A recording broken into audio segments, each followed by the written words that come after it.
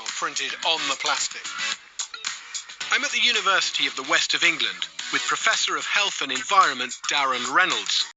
He's been running tests on the UK's top 6 leading brands to see if they offer any health benefits over what comes out of our taps.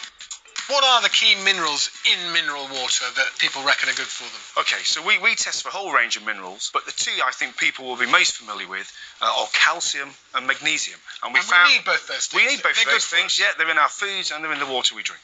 Give me some scores, Darren. Give me some mineral levels for these waters. Okay, if we look at Highland Spring, we get about 35 milligrams per litre of calcium. Buxton, about 58 or so. Volvic here, between 12 or 15. Evian, 80 or so.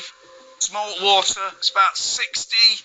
And then we've got Nestle Pure Life, about 28. So you can see there, we've got lots and lots of variation in the mineral content of all of those waters. So they've all got calcium in. Where does the tap water come in?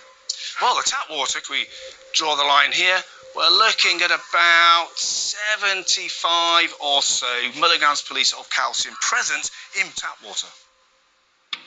It's a similar picture for magnesium.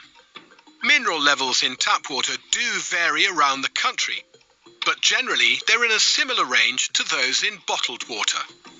Would you say categorically that anybody who buys bottled water thinking that it's better for their health than tap water is wrong? Yes.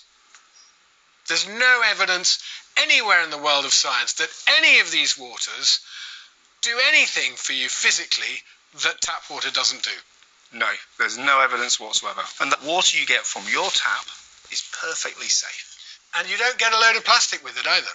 How much more expensive is bottled water? I think if you took a very conservative estimate at that, it would be about 500 times more expensive. So if I was to take you for a pint, that would be the equivalent of spending £2,000 to £2,500 for a pint. And who would be mad enough to do that? Not me. I think it would be all round, I think.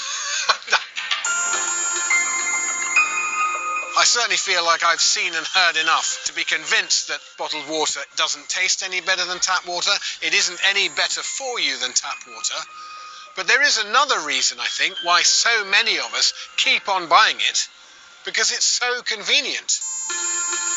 And it's that convenience I'll need to tackle next.